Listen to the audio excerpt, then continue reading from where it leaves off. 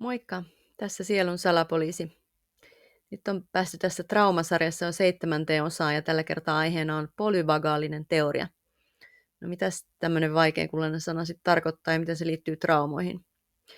No, tässä on kyse autonomisesta hermostosta. Toi poly tarkoittaa monta ja vagaalinen viittaa vagushermoon, joka on tämän parasympaattisen hermoston yksi tärkeimpiä hermoja. Eli tämä polyvagaalinen sana tarkoittaa sitä, että näitä vagushermoja onkin yhden sijaan useampi. No, mitäs tämä sitten tarkoittaa käytännössä? No, palataan vielä autonomisen hermoston vanhaan kaksijakoiseen malliin. Siitähän mä tein jo aiemmin videon. Eli siinä ajateltiin olevan nämä 2 haaraa, sympaattinen ja parasympaattinen. Eli karkeasti jaoteltuna niin kuin taistelu ja pako, tai toisaalta rentoutuminen, palautuminen. Ja tällainen teoria oli vallalla pitkään, mutta kun se ei selitä ihan kaikkea, niin sitä täydentämään on luotu tämä polyvagaalinen teoria. Tämä polyvagaalinen teoria laajentaa autonomisen hermoston kaksijakoista mallia kolmijakoiseksi. Eli tämän teorian mukaan näitä erilaisia haaroja onkin 3.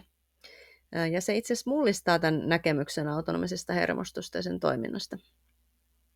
Tämän polyvagaalisen teorian esitteli yhdysvaltalainen psykologi Stephen Porges vuonna 1994.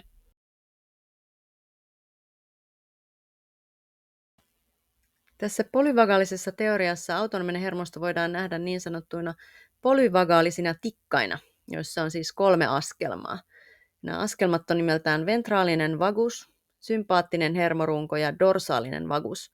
Vaikeita sanoja, mutta mä kerron näistä kaikista nyt seuraavaksi hieman tarkemmin.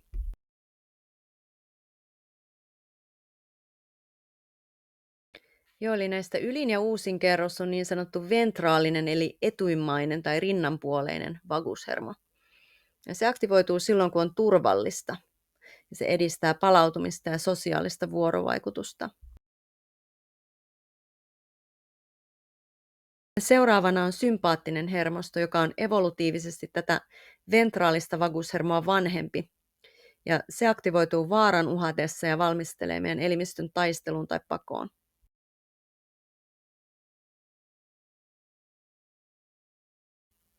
Sitten alimmaisena näillä polyvagaalisilla tikkailla on dorsaalinen eli takimmainen selänpuoleinen vagushermo. Se on näistä kaikista kerroksista vanhin ja alkukantaisin. Ja se aktivoituu silloin, kun uhkaavasta vaarasta ei ole selvitty näiden muiden järjestelmien avulla.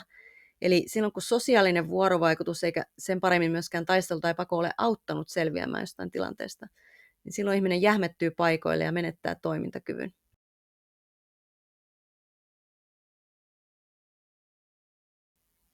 No miltä sitten näyttää traumaperäinen stressihäiriö tämän polyvagaalisen teorian valossa? Pitkittyneessä traumaperäisessä stressissä käy niin, että elimistö erittää ensin hirveästi stressihormoneja, mutta sitten jonkun ajan päästä meidän lisämunuaiset ei jaksa enää tuutata niitä verenkiertoon loputtomasti.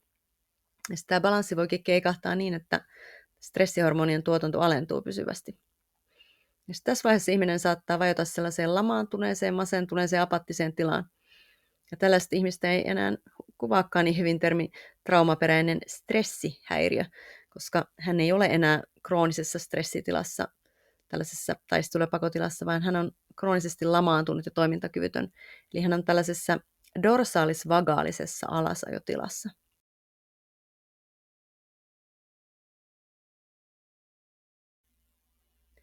Tämän videon lähteenä on käytetty muun muassa tätä kirjaa, eli Stanley Rosenbergin teosta Opas vagushermon parantamaan voimaan. Tässä kirjassa käydään kattavasti läpi tämä polyvagaalinen teoria ja miten se ilmenee käytännön tasolla. Ja sitten tässä on myös mukana harjoituksia tämän autonomisen hermoston tasapainottamiseen, jota voisit jokainen tehdä kotona. Tämä kirjoittaja on kehoterapeutti ja hän on saanut runsaasti käytännön kokemusta tästä polyvagaalisen teorian soveltamisesta näiden hänen asiakkaiden kanssa.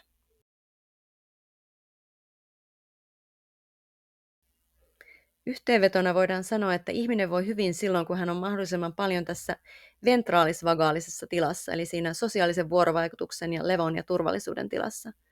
Koska sitten taas tämä niin taistelu ja pako, kuin myös tuo jähmettyminen, niin molemmat on hyvin kuormittavia tiloja pidemmän päälle, ja ne vaikuttaa huonontavasti terveyteen ja toimintakykyyn.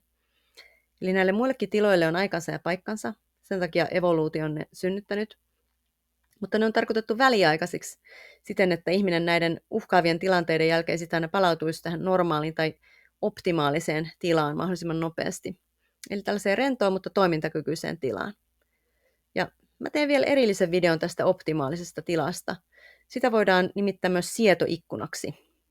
Mutta siitä lisää ensi kerralla. Nyt kiitos katsomisesta ja toivottavasti nähdään taas.